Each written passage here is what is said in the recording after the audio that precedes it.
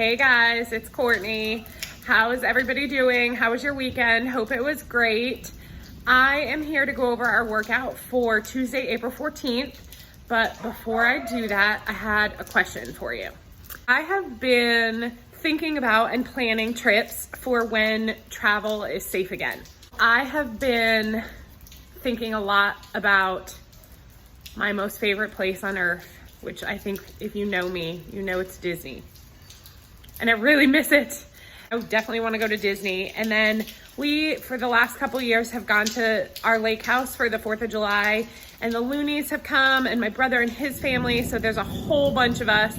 And it has just been so much fun. And we look forward to it every year. So I can't wait to get back to the lake house too for 4th of July. I'm curious to know where you want to go when you're able to travel again, whether it's a bucket list trip or something you might actually do. I just want to know. So go ahead into SugarWod, and on the main page, tell me about it.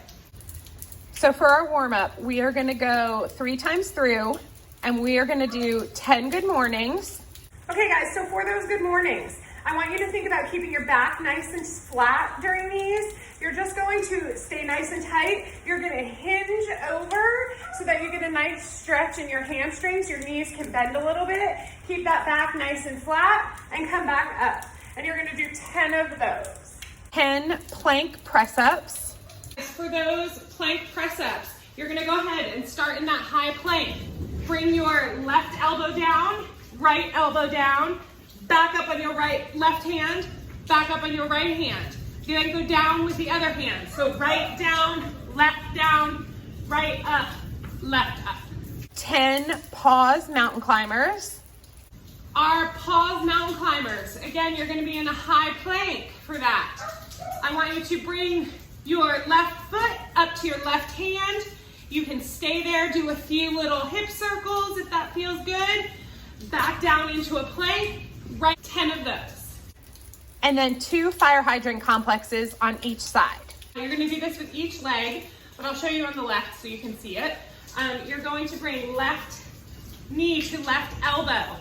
Push that knee out to the side. Bring that hip back. Rotate your leg so that your knee is pointing towards the ground.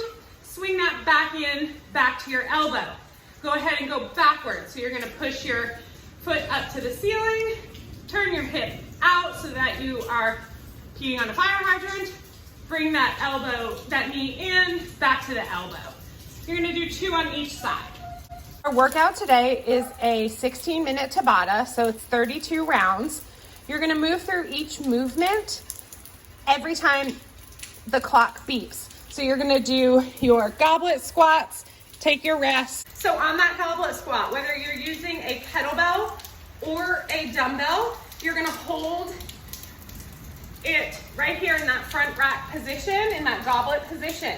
On those squats, you're gonna send your hips back, bending your knees, stay nice and upright, down into the bottom of your squat, and up. Make sure that you stand all the way up at the top and that you're explosively coming out of the bottom of that squat. Do your seated press, rest, seated press, rest. On those seated press-ups, guys, I want you to think about being in that front rack position, staying nice and tight. Try not to lean back during these. So you're going to, your legs can be straight out. You're gonna press up. At the top, make sure your arm is locked out, and think about your bicep being behind your ear and close to your head. So you're gonna go through 1 round on your right hand and 1 round on your left. Hollow coils. So on these hollow coils, I want you to think about staying in that hollow position the whole time. Press your low back flat against the ground. You're going to bring your right knee in as you coil down. Put that right elbow in your back pocket. In between each rep, I want you back in that hollow position. So you're going to alternate arm and leg, but back in that hollow position at the top of each rep. And you're gonna go through all of that for 32 rounds.